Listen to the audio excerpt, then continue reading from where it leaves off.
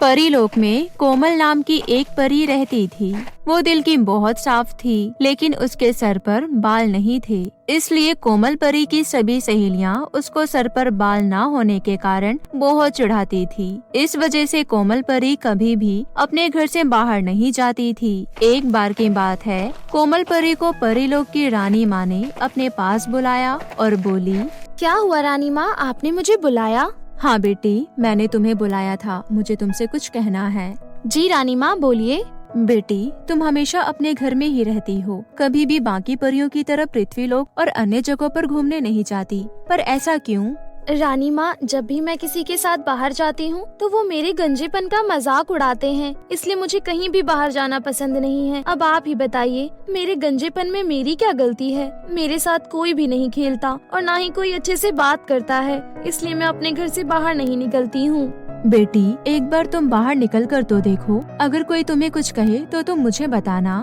नहीं रानी माँ, सब मेरा मजाक उड़ाते हैं, इस वजह से मेरे को बाहर निकलना पसंद नहीं है। बेटी, तुम एक बार बाहर जाकर तो देखो, अगर कोई भी तुम्हें कुछ कहेगा तो उसको मैं अच्छे से बताऊंगी। ठीक है रानी माँ, अगर आप कहती हैं तो मैं जाकर देखती हूँ। इसके बाद कोमल परी अगले दिन पृथ्वीलोक पर जाती है। वहाँ जाकर वो बहुत ही सुंदर से गांव में पहुँच जाती है। अरे, ये तो बहुत ही सुंदर गांव है। कोमल परी घूमते घूमते एक बाजार में आ जाती है। पृथ्वीलोक का बाजार कितना सुंदर होता है। इतने में ही वहाँ खड़ी 3 औरतें कोमल परी पर हंसने लगती है और कहती है, देखो इस लड़की को, ये तो गंजी है गंजी, कोई कार्टून से कम नहीं लग रही है ये लड़की। और कितनी बदसूरत भी है ये। आप लोग मेरा मजाक मत उड़ाओ, कभी भी किसी की बदसूरती का मजाक नहीं उड़ाना चाहिए। देखो तो जरा कैसे जवान चला रही है, जरा भी तमीज नहीं है इस लड़की को। ये सब सुनकर कोमल परी बहुत ही ज्यादा दुखी हो जाती है और जाकर एक पेड़ के नीचे बैठकर रोने लगती है। हे भगवान, आपने मुझे इस दुनिया में भेजा ही क्यों? काश मैं भी बाकी लड़कियों की तरह खूबसूरत होती, मैं भी बाकी परियों के साथ खेलती, उनके साथ बातें करती और मौज मस्ती करती, लेकिन ये सब मेरे नसीब में नहीं है। ये सब बातें वहाँ पर बैठी एक बूढ़ी औरत सुन लेती है। वो बूढ़ी औरत कोमल परी से कहती है, बेटी, तू उदास मत हो, मैं भी बचपन में तेरी तरह ही थी, लेकिन मेरी माँ मुझे एक जादूगरनी के पास ले गई थी, जिन्होंने मुझे सोने और चांदी के जादुई बाल दिए थे। उससे मेरे बाल वापस आ गए थे। क्या सच में दादी? हाँ बेटी, सच में। दादी, आप मुझे जल्दी से जादूगरनी का पता बता दीजिए। हाँ बेटी, क्यों नहीं, जरूर बताऊंगी। इस गांव के पास एक बड़ी सी नदी है, वहाँ पर एक बहुत बड़ी गुफा है। तुम उस गुफा के अंदर जाओगी तो तुम्हें वहाँ एक जादूगरनी मिलेगी। अगर तुम उसको सब कुछ सच सच बताओगी तो वो तुम्हारी मदद जरूर करेगी, लेकिन अगर तुम उससे कुछ भी झूठ बोलोगी तो वो तुम्हें वहीं मार देगी। ठीक है दादी माँ, मैं अभी उस जादूगरनी के पास जाती हूँ और उसको सब कुछ सच सच बताती हूँ। इसके बाद कोमल परी गांव के नदी के पास पहुँच जाती है और उस गुफा की तरफ देखती है तो उस गुफा में बहुत ज्यादा अद्भुत रोशनी आ रही थी। लेकिन जैसे ही कोमल उस गुफा के अंदर जाती है तो कोमल परी की आंखों में अंधकार छा जाता है और उनको कुछ नहीं दिखता। तभी गुफा में से आवाज आती है, कौन हो तुम और यहाँ पर क्यों आई हो? मुझे आपकी मदद चाहिए। लेकिन तुम्हें यहाँ पर किसने भेजा है? यहाँ पर कोई जल्दी से नहीं आ पाता। इसके बाद कोमल परी जादूगरनी को सब कुछ बताती है। तो तुम्हें उस बूढ़ी औरत ने ही भेजा है, इसलिए मैं तुम्हारी मदद कर देती हूँ, नहीं तो मैं किसी भी परी की मदद नहीं करती। लेकिन आप परियों की मदद क्यों नहीं कर सकती हो? क्योंकि मुझे तुम्हारे परीलोक की रानी माँ ने श्राप दे रखा है, इसलिए मैं किसी भी परी की मदद नहीं करती हूँ। लेकिन मैं तुम्हारी मदद कर दूंगी, लेकिन तुम किसी को भी मेरे गुफा के बारे में मत बताना। इसके बाद वो जादूगरनी कोमल परी के सामने आ जाती है। इसके बाद वो जादूगरनी और अपनी जादुई शक्तियों से वहाँ पर सोने और चांदी के बाल ले आती है। सुनो, तुम इसको अपने सर पर रख लेना और थोड़ी ही देर बाद देखना तुम्हारे सर पर फिर से बाल आ जाएंगे। लेकिन हाँ, तुम इन बालों को किसी और के हाथ मत लगने देना, वरना तो वो इंसान बहुत ही बदसूरत हो जाएगा। इसका इस्तेमाल सिर्फ तुम अपने हाथों से कर सकती हो। ठीक है जादूगरनी जी, आपका बहुत बहुत शुक्रिया। इसके बाद जादूगरनी कोमल परी को सोने और चांदी के जादुई बाल दे देती है और कोमल परी वो बाल लेकर परीलोक वापस आ जाती है और उन बालों को अपने सर पर रख लेती है। थोड़ी देर बाद कोमल परी के सर पर बहुत ही सुंदर बाल आ जाते हैं और वो बेहद ही सुंदर हो जाती है। अपने सोने और चांदी के बालों की मदद से वो और भी लोगों की मदद किया करती थी। ये बात परीलोक में बहुत ही रफ्तार से फैल गई कि कोमल परी के पास सोने और चांदी के जादुई बाल है। परीलोक में ही आराध्या नाम की एक परी रहती थी। आराध्या बहुत ही सुंदर थी और उसको अपनी खूबसूरती पर घमंड भी था। एक दिन कोमल परी अपनी सहेलियों के पास जाती है और उसकी सहेलियां कोमल परी को देखकर चौंक जाती है। अरे कोमल, तुम बहुत ही सुंदर लग रही हो, हमें भी बताओ अपनी खूबसूरती का राज। अरे अरे, ये सब तो सोने और चांदी के बालों का कमाल है।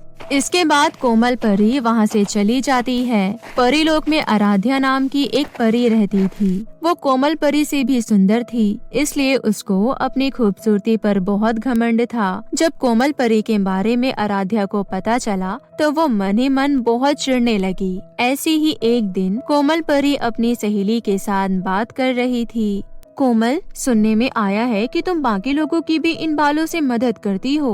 हाँ, मैं इन बालों से जरूरतमंद लोगों की मदद करती हूँ। ये सब बातें आराध्या सुन लेती है और वो कोमल परी के बालों को चुराने के लिए योजना बनाने लगती है। अगर मैं इन बालों को चुरा कर अपने सर पर रखूंगी तो मेरे बाल और भी लंबे हो जाएंगे, फिर मैं कोमल परी से भी सुंदर दिखूंगी। इसके बाद आराध्या एक दिन रात में कोमल परी के घर जाती है। कोमल परी सो रही थी और उसके जादुई सोने और चांदी के बाल अलमारी में रखे हुए थे। आराध्या चुपचाप घर के अंदर आती है और उन जादुई सोने और चांदी के बालों को चुराकर वहाँ से ले आती है और घर आकर वो जैसे ही अपने सर पर वो बाल रखती है तो उसके पहले वाले बाल गायब हो जाते हैं और वो बहुत ही बदसूरत हो जाती है और कोमल परी के पास जाती है। अरे आराध्या, तुम यहाँ पर और इतनी रात को, लेकिन तुम्हारे पास ये मेरे जादुई सोने और चांदी के बाल कहाँ से आए? मुझे माफ कर दो बहन, मैंने लालच में आकर तुम्हारे ये सोने और चांदी के जादुई बाल चुरा लिए थे। मुझे लगा था अगर मैं इन बालों को अपने सर पर रखूंगी तो मैं बहुत ही सुंदर हो जाऊंगी और मेरे बाल पहले से भी ज्यादा लंबे और घने हो जाएंगे, लेकिन ऐसा नहीं हुआ। कृपया मुझे पहले जैसा बना दो। अगर तुमने अपनी गलती मान ही ली है तो तुम मेरे साथ चलो। इसके बाद कोमल परी आराध्या को अपने साथ जादूगरनी के पास ले जाती है। जादूगरनी जी, मैं कोमल परी हूँ। हाँ बेटी, बोलो। इसके बाद कोमल परी जादूगरनी को सारी बात बताती है। ये सब सुनकर जादूगरनी कहती है, मैंने तुमसे कहा था कि ये बाल किसी और के हाथ लगने नहीं चाहिए। जादूगरनी जी, इसे अपनी गलती का एहसास हो गया है, आप इसे माफ कर दीजिए, इसको पहले जैसा कर दीजिए। आज के बाद ये कभी भी ऐसा नहीं करेगी। हाँ जादूगरनी जी, मुझे माफ कर दीजिए, मैं लालच में आ गई थी। चलो ठीक है, मैं तुम्हें माफ कर देती हूँ, लेकिन आगे से ऐसी गलती कभी मत करना। इसके बाद जादूगरनी अपनी जादुई शक्तियों से आराध्या को पहले जैसा बना देती है और आराध्या उनका शुक्रिया अदा करके कोमल परी के साथ परीलोक वापस आ जाती है और सब कुछ पहले जैसा हो जाता है। कोमल अब बाकी परियों के साथ घुल मिलकर रहने लगी थी और सब कुछ हंसी खुशी बीतने लगता है। रीवा अपनी चाची रंगोली के साथ रहती थी। रंगोली का एक बेटा और एक बेटी थी। रंगोली का बेटा शहर में हॉस्टल में पढ़ता था और उसकी बेटी माही उसके साथ ही रहती थी। रंगोली का पति भी शहर में काम करता था। रीवा का रंग काला था, लेकिन उसके बाल बहुत लंबे और घने थे। वहीं माही का रंग गोरा था, लेकिन बचपन में किसी गलती की वजह से उसके सर पर बाल नहीं थे। एक दिन माही रोते हुए रंगोली के पास आती है। मम्मी, आपने मुझे रीवा के साथ बाहर क्यों भेजा? क्या हुआ बिटिया, तुम दोनों का झगड़ा हुआ है क्या? नहीं मम्मी, लेकिन अब मैं कभी भी उसके साथ बाहर नहीं जाऊंगी। अरे क्या हुआ? आज सबने बाहर मेरा बहुत मजाक बनाया। सब कहते हैं कि मेरे बाल रीवा की तरह नहीं है, मैं तो गंजी हूँ। लेकिन वो काली है और तुम गोरी हो। ये किसी को नहीं दिखता, बस सब उसके बालों की तारीफ करते रहते हैं और मेरे गंजेपन का मजाक बनाते रहते हैं। सबको रीवा के कालेपन का मजाक बनाना चाहिए, लेकिन वो मेरा मजाक बनाते हैं। जब सब मेरा मजाक बनाते हैं तो मुझे बहुत बुरा लगता है। इसकी कोई तरकीब निकालो, वरना मैं आपसे कभी बात नहीं करूँगी। मेरी बिटिया, तेरे लिए तो मैं अपनी जान दे दूं, तरकीब निकालना कौन सी बड़ी बात है। उसके बाद रंगोली मेडिकल शॉप जाती है और एक केमिकल लेकर आ जाती है। रंगोली केमिकल रीवा के तेल में डाल देती है। थोड़ी देर बाद रीवा आती है। रंगोली उससे कहती है, रीवा, बहुत दिनों से देख रही हूँ, तू तेल नहीं लगा रही है। हाँ चाची, मुझे तेल लगाना अच्छा नहीं लगता है। लेकिन तेल लगाना बालों के लिए अच्छा होता है। अगर तू तेल नहीं लगाएगी तो जब तेरी उम्र हो जाएगी तो तेरे सर में दर्द होगा। ऐसा भी कुछ होता है क्या? ठीक है, फिर मैं आज ही अपने बालों में तेल लगा लेती हूँ, लेकिन कल सुबह होते ही मैं अपने बाल धो लूंगी। ठीक है, अभी तेल लगा ले।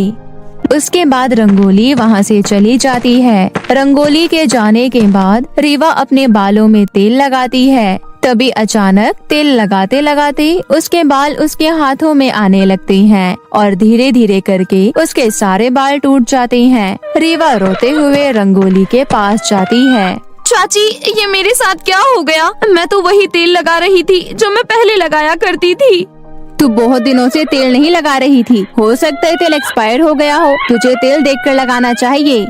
ये सुनकर रीवा बहुत रोती है और रोते रोते अपने कमरे में चली जाती है। उसके बाद माही रंगोली के पास जाती है। मम्मी, आपने तो कमाल कर दिया। मैं जानती हूँ ये सब आपने ही किया है। मैंने तो सोचा भी नहीं था कि आप मेरे लिए सच में ऐसा कर सकती हो। क्यों नहीं कर सकती थी? बेचारी काली तो थी ही, अब गंजी भी हो गई। हाँ मम्मी, अब सब उसका मजाक बनाएंगे। किसी की नजर मेरे गंजेपन पर तो जाएगी ही नहीं। इस तरह माही और रंगोली बहुत खुश होते हैं। इसी तरह कुछ दिन बीत जाते हैं। एक दिन रंगोली की मौसी उसके घर शादी का कार्ड लेकर आती है। रंगोली, मेरी जेठानी की बेटी की शादी है। ये रहा शादी का कार्ड, सबको साथ लेकर आना। अब मैं चलती हूँ, घर में बहुत काम है। क्या मौसी, इतनी जल्दी जा रही हो? थोड़ी देर तो बैठो, कम से कम चाय पी लो। ठीक है, ला पिला चाय। थोड़ी देर बाद चाय पीकर रंगोली की मौसी चली जाती है। कुछ दिनों बाद शादी का दिन आ जाता है। सभी शादी में जाने के लिए तैयार होने लगते हैं। रीवा भी अपने कमरे में तैयार हो रही थी। तभी माही उसके कमरे में जाती है। तू क्यों तैयार हो रही है? वहाँ जाकर अपना मजाक बनवाने का शौक है क्या? मुझे किस चीज का शौक है और किस चीज का नहीं, इससे मुझे नहीं लगता तुम्हें कोई मतलब होना चाहिए। तुम अपने कमरे में जाकर तैयार हो, चाहे कितना भी बुरा हो जाए, जुबान चलनी बंद नहीं होती। हाँ, सही कहा। मुझे ये जानकर खुशी हुई कि तुम मुझे इतने अच्छे से जानती हो। माही गुस्से से रीवा के कमरे से बाहर निकलकर रंगोली के कमरे में जाती है। मम्मी, आपने उसे मना नहीं किया हमारे साथ जाने के लिए? अगर वो गई तो सबकी खिल्ली उड़ जाएगी। सबकी क्यों खिल्ली उड़ेगी? सिर्फ उसकी उड़ेगी। जाने देना, बेइज्जती होगी तो आगे से खुद जाना बंद कर देगी। सही कहा आपने, ये तो मैंने सोचा ही नहीं था। थोड़ी देर बाद सब शादी में जाते हैं। शादी में सब रीवा को घूरने लगती हैं। माही रीवा के कान में जाकर बोलती है, तुम्हें पता है ये सब तुम्हें क्यों घूर रहे हैं? सबको लग रहा है कि शादी में सर्कस से कोई जोकर भाग कर आ गया है। मैं जोकर लग रही हूँ तो तुम मेरे साथ में खड़ी क्यों हो? वरना ऐसा ना हो कि तुम्हें भी सब मेरी सहेली मानकर जोकर समझने लग जाएं।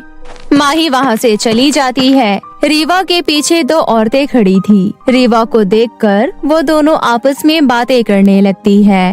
अरे देखो तो, ये इतने बड़े शादी समारोह में कौन नमूनी आई है? ऐसी लड़की तो मैंने आज तक नहीं देखी, काली ऊपर से गंजी। मुझे लगता है इसे कोई बीमारी है।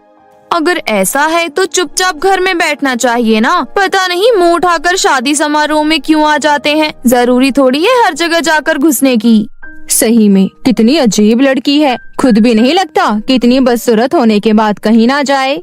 माही और रंगोली भी ये सारी बातें सुन रही थी। यह सब सुनकर उन दोनों को बहुत मजा आ रहा था। माही रंगोली से कहती है, मुझे ये सब सुनकर बहुत मजा आ रहा है। आज मैं सबसे ज्यादा खुश हूँ। बहुत बनी फिरती थी, अब पता चला होगा। रीवा चुपचाप ये सारी बातें सुन रही थी। कुछ घंटों बाद वो सब शादी से आ जाते हैं। रीवा बहुत रोती है और रंगोली से कहती है, चाची अब मैं कहीं भी नहीं जाऊंगी। मैंने शादी में जाने से पहले भी तुझे ये बात बोलने की सोची, फिर मुझे लगा कि तुझे कहीं बुरा न लग जाए, इसलिए मैंने नहीं बोला। अब तूने सब कुछ अपनी आंखों से देख ही लिया है तो तूने बिल्कुल सही फैसला लिया है। फिर रीवा रोते हुए अपने कमरे में चली जाती है। उस दिन रीवा पूरी रात रोती है। अगले दिन रंगोली के घर में उसकी कुछ सहेलियां आती है और उससे कहती है, रंगोली एक बात बता, तूने गंजी काली लड़की को अपने घर में क्यों रख रखा है? अरे इसको निकाल कर बाहर फेंक। तुझे पता भी है इसके बारे में गाँव वाले कैसी कैसी बातें करते हैं? नहीं, मुझे तो कुछ नहीं पता है। अरे कोई तेरे सामने आकर क्यों कुछ बोलेगा? सब कहते हैं कि इसे कोई बीमारी है। मीनू बिल्कुल सही कह रही है, इसे अपने घर से निकाल कर बाहर फेंक। कौन सा ये तेरी सगी बेटी है?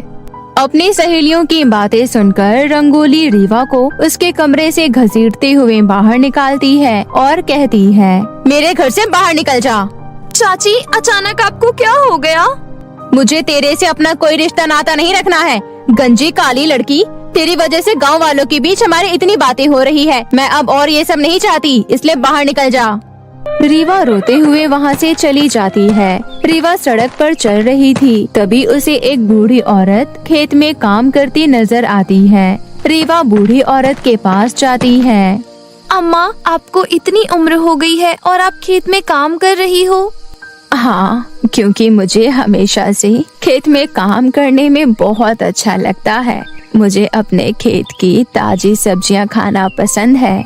तभी अम्मा गौर से रीवा का चेहरा देखती है और बोलती है, तुम्हारी आंखें इतनी लाल और सूजी हुई क्यों लग रही है? लगता है तुम बहुत रोई हो।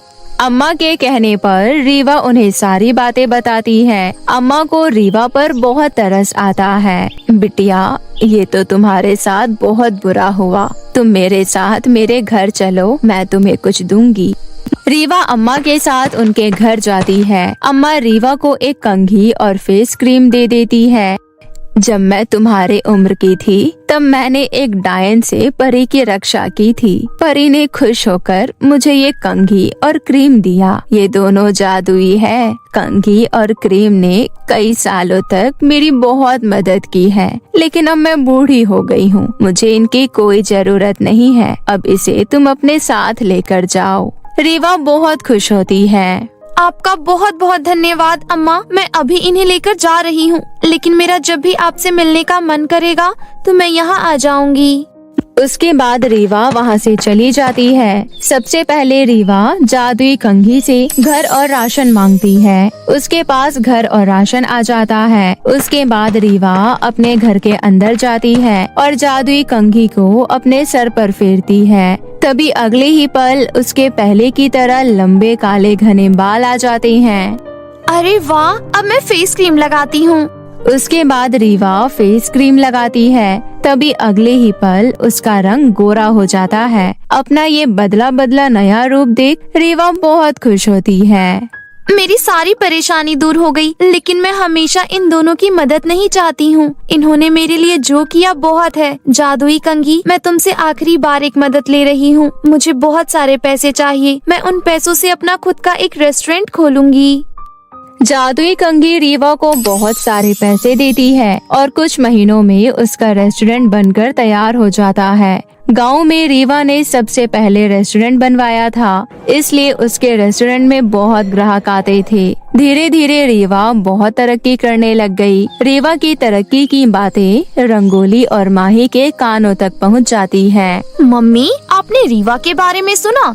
मुझे लगता है अब हमें फिर से उससे रिश्ते नाते जोड़ने चाहिए। चलो उसके घर चलते हैं। उसके बाद रंगोली और माही रीवा के घर जाते हैं। रीवा मेरी बच्ची, तुझे पता है मैं तुझे कितना याद कर रही थी। अगर आप मुझे सच में याद कर रही होती तो बहुत पहले ही आ चुकी होती। मैं अच्छे से जानती हूँ आप दोनों यहाँ क्यों आई हो। देखो, आप लोग कुछ बोलो उससे पहले ही मैं कह देती हूँ कि चाची, आपने मुझे ये कहकर घर से निकाला था कि आपको मेरे से कोई रिश्ता नाता नहीं रखना है। फिर अब मेरे से रिश्ता नाता जोड़ने क्यों आई हो? अब मुझे आप दोनों से कोई रिश्ता नाता नहीं जोड़ना है, इसलिए आप दोनों मेरे घर से जा सकती हैं। नहीं रेवा, ऐसी बात नहीं है, मुझे सच में तेरी बहुत याद आ रही थी। अगर आप दोनों शराफत से मेरे घर से बाहर नहीं निकली तो मैं पुलिस को फोन कर बुला लूंगी। रेवा की धमकी के बाद दोनों माँ बेटी उसके घर से चली जाती है। उसके बाद फिर से रेवा हंसी खुशी जीवन व्यतीत करने लगती है।